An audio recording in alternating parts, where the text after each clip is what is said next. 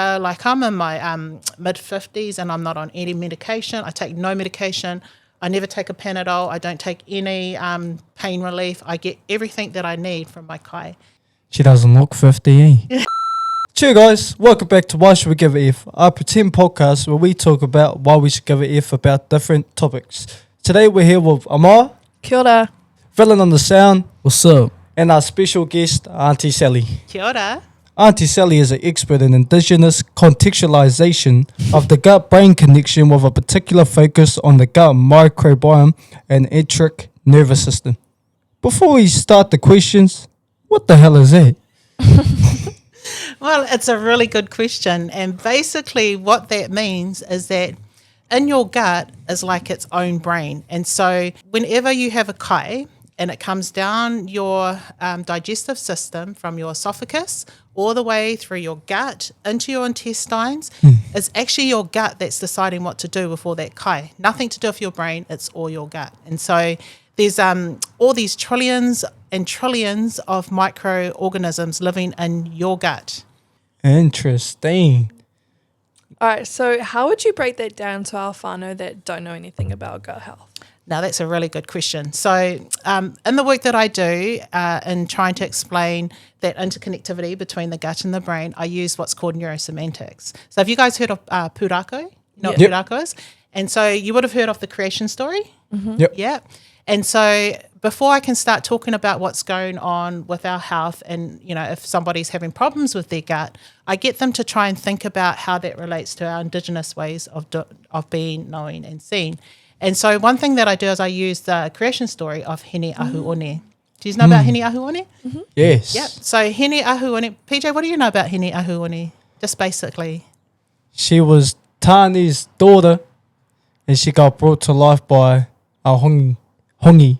Yep. The Tata. heart of life? Yeah, awesome. That was beautiful. So Hene Ahuone was the first woman that was created in the sacred area of Papatūānuku. Do we know who Papatūānuku was? Mm-hmm. The god, Mother Nature. Yeah, she's our earth mother. And so in that creation where Tāne formed this beautiful wahine in the Kurawaka, and he created the shape of a wahine, and you're absolutely right, she didn't come to life at that time. She came to life through the breath of our creator. And do we know who our creator is in terms of Māori? Tāne Mahuta. Oh, no. Close, tata. Io Matua Kore. Yeah, mean. And so Io Matua Kore came down and gave life to Hene Ahuone.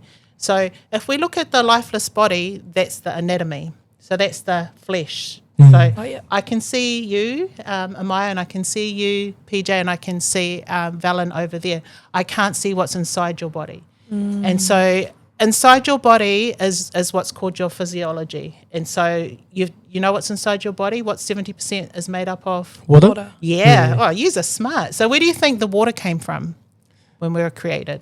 The ocean. Yeah. So who's the kaitiaki of the ocean? Tangaroa. Tangaroa. So now there's minerals in Tangaroa that we actually need in order to have an optimal health and well-being. And so when we were created, our Io Matua Kore made sure that we would always remember that. And so he gave us the waters from Tangaroa, and in those waters were really important minerals. They're called essential minerals that our bodies can't produce. We have to get them from kai from the ocean or from salty water. And so this is how I explain it to our whānau. And so with our gut, if our gut is out of balance, the first place that because taking that story of the creation of Hene Ahuone and how she became Hene Hauone through that breath of life, as PJ just taught us, we have to look back to what's been disconnected. Why are we unwell? Why is our gut playing up? And usually it's because we have a deficiency or we're not getting enough of something from our environment. So something from Papatūānuku. What comes from Papatūānuku? A kai. Top of your head. Kumara. Yeah, potato, kumara, main. So those nutrients that come from Papatūānuku, our body can't produce them, so we need to consume them and eat them from Papatūānuku. So that's all interlinked to gut health. If you want to have a really strong gut, then you have to go back to that creation story and think about, what have I disconnected to? Am I drinking enough water? And not just water, but salty water. Okay, so what's some of the things, you know, like you guys play sports, so what's some things that you do to replenish once you sweat? Shower. Yeah, absolutely. Shower's good. But what would you drink? Water. Yeah, and what would you put in your water to kind of... Like electrolytes. Yeah, man, you guys are on. So those electrolytes are so important to replenish. It's good for your gut health. It's also good for your brain. Yeah, does that make a little bit more sense? Yeah. Cool, man. One other thing, because you guys said it, you mentioned tāne mahuta. So in that creation of hene ahuone and hene hauone, what do you think our Creator connected us to in order for us to breathe? The trees. Yes, because what comes from the trees? Air. Oxygen. Yeah. Oxygen. Oh, And what do we give back to the trees? Our koha back. Carbon dioxide. Oh, That's what man, it- you guys are smart. You guys are 'Cause- really, really smart. We need trees to breathe, but they need us. Yes. To survive. Yes. That's- And that was the smart thing about our Creator, is that when He created us, He wanted to make sure that we would stay connected to Yeah. everything that existed within the earth. And so if you talk about gut health from an Indigenous perspective, it's about going back to the purpose when we were created, how we were created. We were created so that we would look after the ocean, look after the forests, look after the whenua, so that the whenua, oceans, and the forest would look after us. Pretty mean, eh? That's It's so smart. mean as. Yeah. Well, can you tell us? I think you already gave us a little hint. But what is like the best things to help if you got a bad gut? Best food or like Yeah. vegetables to eat for good Yeah. gut health? That's a mean question, but I'm going to tell you what, the best thing that you can do for your gut has nothing to do with food. Oh, What do you think that might be? sleep. Yes. Oh, what? That is mean. So when you sleep, what happens is your body repairs itself. And so part of that repairing of your body, you're repairing your gut and you're also repairing your brain. There's another thing too. So there's sleep. What else do you think might be really good for your gut? Stretching. Stretching, yes, movement. Yeah, What is- movement that's really good. So you wake up in the morning and you move and you stretch. And as you're stretching, what do? Breathe. Breathe. Yeah. So you want to get that oxygen going throughout your body, going throughout your gut microbiome, going throughout your brain. Before you even touch kai, what do you think another thing is? Before we even touch kai, what do you think? Karaki. Oh, whoa, I wasn't even thinking of that, but that's absolutely right. So karakia, gratitude, all these things are really, really good for your gut. Now there's another one. Am I missing something? Yeah. So you mentioned good night's sleep. Absolutely starts with a good night's sleep. And then you talked about stretching and breathing. And then you talked about karakia. What do you think another one might be? Meditation. Yeah, awesome. So mauri tau, mindfulness, that's all really good for your gut. There's another one. If we think about tangaroa, Sweet. yeah, close. Tangaroa, so you want to put something into your body. It's not kai, it's... Water? Yeah, Oh, yeah. yeah. So we want to put water through our body. Because we've been laying for so long, our body's not moving, everything kind of gets stuck and still. So you Yeah. want to get up, you want to get it moving around, you want to drink some water so that it's going to get it through your system and you're going to have a mummy or whatever you need to do. So water.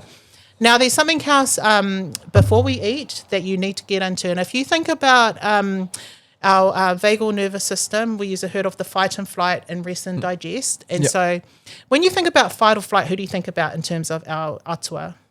2. Yep, tūmataonga. And when you think about rest and digest, who do you think about?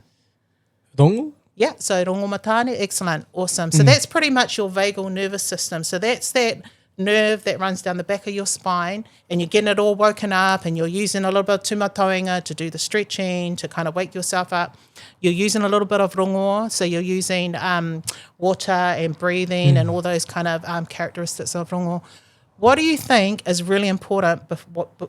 What state do you need to be in? A state of tūmataonga or a state of rongomatane, rest and digest, if you're going to just about to have a kai? Which one would you want to be in? Rongo. Yeah, awesome.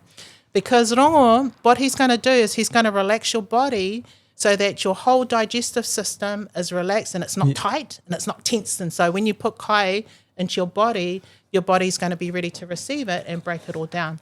Now, there's one other thing, and Māori do this every time you go to a hakari. What do you think's going on? You know, there's a hakari, we're relaxed. What else are we doing? What's some of the other things if you think about before you have a kai? Water. Waita, you're singing, you're, who are you with?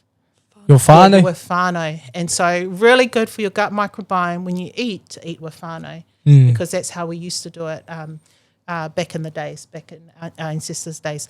Now, if there's a hormone, like we know about hormones, do we know about hormones? We know about cortisol, we know about oxytocin, serotonin. Yeah, a little bit. Which one is the love hormone? Ladies. So the love hormone, so like the feeling of when you hug Hiwa, that's the love. You feel love when you hug your mum. What feeling are you getting? Appreciated. Yep, appreciated, love, safe. So those hormones are actually produced in your gut. And so if your gut is healthy and you have a good gut microbiome, you're going to be more likely to produce hormones such as serotonin, which is your mood hormone, it's your happy hormone. Oxytocin, which is your love hormone, it's your hormone that you get when you play with pets, when you play with your friends. You produce a hormone called oxytocin. Now these that has a big, huge thing to do with what's going on in your gut. Okay, so when we eat and we're eating with whānau, we usually feel, what do we feel? Love. Happy. Love. Happy. Love. I see you guys have got it. And so before we even touch that food and we put that food in our mouth, all those sort of things are really important for your gut. What's the food hormone? Because I got that. So what do you mean? You get hungry all the time? Yep. Yep. And so that's more the feeling of being hungry all the time. It could be a whole lot of different things. But because with you're generally a healthy young man, it probably means that you're giving off a lot of energy. You're quite active. You're working because you work, right? You do Moko boys. It means that you need to replenish that energy with things like kai, nutrients that you mentioned before, like kumara, like electrolytes. So it's quite natural for a young boy your age to be hungry all the time because you're very, very active. Not just your body, physical activity, but there's a lot of stresses going on, and so that burns a whole lot of energy and you need to put kai back into your body. Cool. Yeah. So what are some things that we do that are like bad for your gut? Yep, cool. So that's another really good question. I better go back to that question you asked. So there's a lot of behaviours and patterns and rituals, and we talked a little bit about that, good sleep, breathing. What else did we talk about? Water, being with whānau. So I should mention the foods that are really good, superfoods. They're called superfoods that are really good for your gut. And I'll just mention probably 5 of my top favourite. So avocados. Avocados are super good food for your gut. Bone broth. So bone broth. You guys tried bone broth at the Wānanga, eh? And so what the bone broth does is it, when you drink it, what it does, it puts a korowai around your whole gut microbiome. And so it makes you more resilient to anything that's thrown at you, whether it's stress or uncertainty. If you've got this protection around your gut through the bone broth, you're likely to be a lot more resilient. So we've got avocados, broth, chia seeds. Chia seeds are a superfood. So if you're feeling a little bit blocked up, just a half teaspoon of chia seeds in a glass of water will just get things moving. It's one of the high fibre foods that you're wanting to use for your gut. And, of course, like all your greens, your fresh veggies are really, really good. But the other thing that's really good is bright coloured foods, so polyphenols. So they're like things that have a dark colour. Can you think of something that's a dark colour? Like beetroot. Yes, perfect. Eggplant. Yeah, eggplants are good. Yeah, berries. Yeah, all of those carrots. So anything that's got a bright colour is really good. This is why we're not colourblind, is because we need to be able to see all these different colours.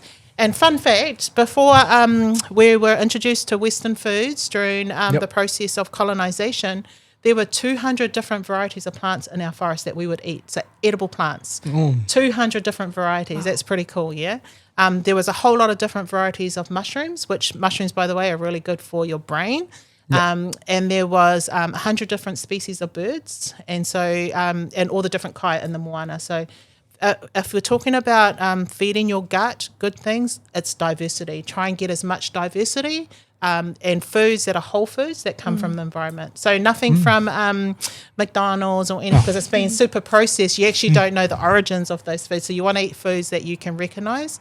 Because the key is, whānau, is that even though the world has changed and we've got all these different processed foods and all these sugars and wheats introduced into our diet, our biology hasn't changed. As Indigenous people, our bodies don't know how to break that food down, and so it really struggles. Yep. And so you want to eat foods that your body recognises. And those are typically the foods that come from tangaroa, papatua nuku, tāne mahuta. You kind of get the picture? Yeah. Yeah, mean.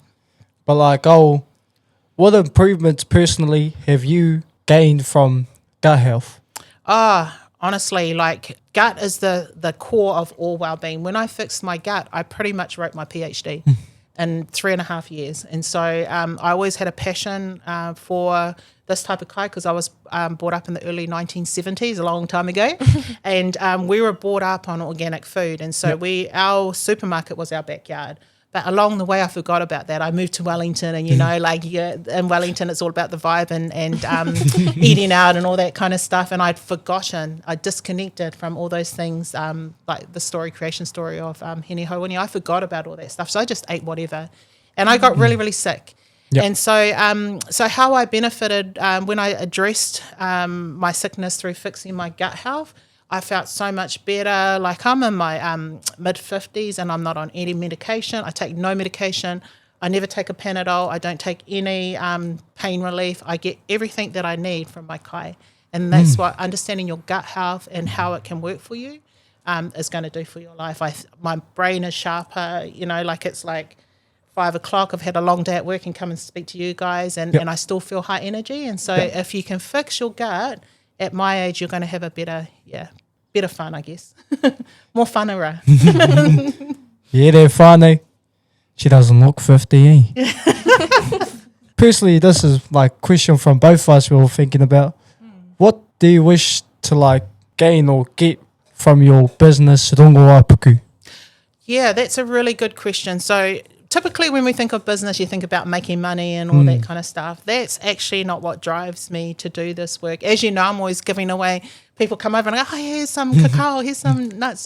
So really what I would love to see, so my dream or my vision is for our whānau to be having autonomy over their well-being so that when they get sick, they know what to do. They know what's causing that sickness and they can first start to look at where that disconnection is. Is it because I'm not getting enough water or electrolytes in my water? Is it because I'm not doing enough breathing? Is it because my cortisol is so damn up the roof that actually it's causing my body to tense up and get stressed out that when I do eat, everything's getting stuck? So that's my dream. This is what rongoa puku is all about. It's about looking at our body as a source of intelligence. And so intelligence in terms of our gut intelligence. It's all about our cognitive, our mind intelligence. It's about our spiritual intelligence. And I was so happy, PJ, that you said that one about karakia. Because what karakia does is it gives us hope. When all these things are going on around us, all this deprivation, all this war, spirituality can help us elevate from that and look at it from a bird's eye view around how can we come together and help one another. The government can go do what it's doing, but how can we as a people support one another? Yeah. Why should we give a F about gut health? As an rangatahi. I I love that question. That's a really good question. And I'm going to pull Valen into this example because Valen is a boxer, and when Valen is preparing for a fight, he's got to condition his body. He's got to get his body right. Is that right, Valen? Yeah. Put the camera on him. And so Valen has to. What are some of the things that you do to get ready for a fight? Chill, make my mind free, like don't think about much, and just wait until I get into the ring. Yeah. And then come out with a win. Awesome. Win or lose, I'm Love still that. the best. Oh, I love 10 that. And piece you chicken are. nuggets? You absolutely are. So would you eat certain foods? Water. I'm on water. When it's fight day, it's water. Water. You do water. So you fast. That's something that we didn't talk into. That's a whole nother podcast because that is one of the best things that you can do for your gut as well is fasting. So typically when someone is getting ready for a boxing fight, they're trying to condition their body. They know that they're going to go into a fight. They know that they're going to get knocked around, right?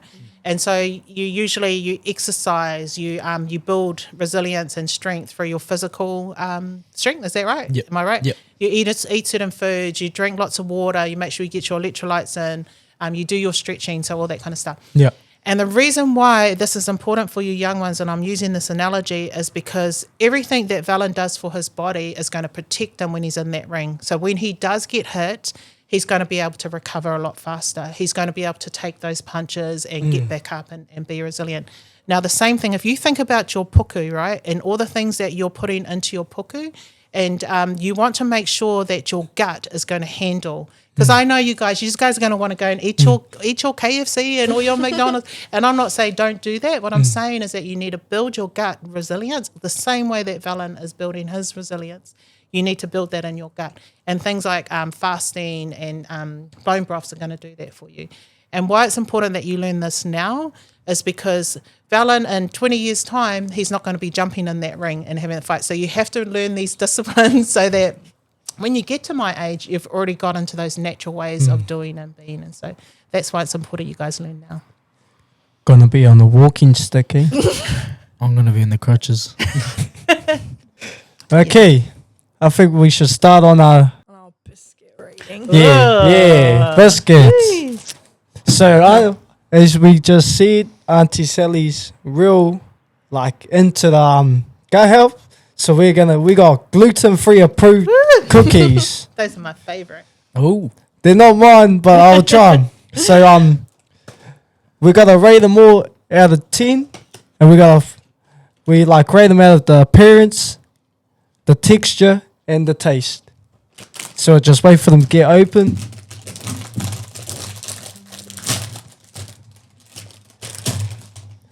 Okay, let the guest have the first. Oh, well, thank you. Thank you very much. Okay, while we're still getting around, what's your guys' rating of the appearance? Of the parents? Appearance of it? Well, I'm a big fan of brown. As you can see, I'm wearing brown. Oh, you had You're something else in matching. your one day. Yeah, I did. Yeah, nice texture. Yeah, it's hard. Yeah. Oh. Payback. We forgot about the sound guy. Crumbly. gonna give it a taste. Oh, it's not that bad. Not too bad, eh? Personally, you can't really tell it's gluten free. No, you can't. So for appearance, what's our rating for the appearance? I like brown cookies, so they're pretty nice. That's not a rating. 8. Yeah. I'll go. 8 out of 10. Yeah, I agree with that. Agree. Yep. Okay, what about the taste? What are we thinking? It's a little bland. But it's pretty good for gluten free. Yeah. It's really good for me because I don't eat normal cookies anymore, and so Yep. I have nothing to compare it against. So it's nice, it's sweet. I don't normally eat sweet things, so So it's just same old, yeah, just yeah, normal. Yeah. I would say 7.75. Like 6. I can't lie, I don't like gluten free, but I'm lactose. These are pretty But nice. I kind of actually like these. I'll actually give them same as Auntie Sally. 7.75. I'll give these an 8. These are pretty nice. Yeah, what are we rating about the texture? It's a little bit crumbly, eh? Probably 6.5 for me. I go Really? 5. Whoa. Yeah, this is pretty easy to eat though, eh? So I'll give it a 5 too. 5. Okay. So, 8 plus 7.75 quick math. plus 5. So our final rating is 20.75. I dropped my cookie. Out of 30. Oh, out of 30. 30? Out of 30? Yeah, 30. out of 30. Not bad. That's It's pretty actually good. pretty good. It's not that bad for gluten free, guys. Okay. Thank you, Auntie Sally. That was very helpful. Really very was. eye-opening. Mm. Yeah, those cookies were good. So, Thank you for having me. you're welcome. And we'll see you next time on Why Should We Give a F? Episode 3.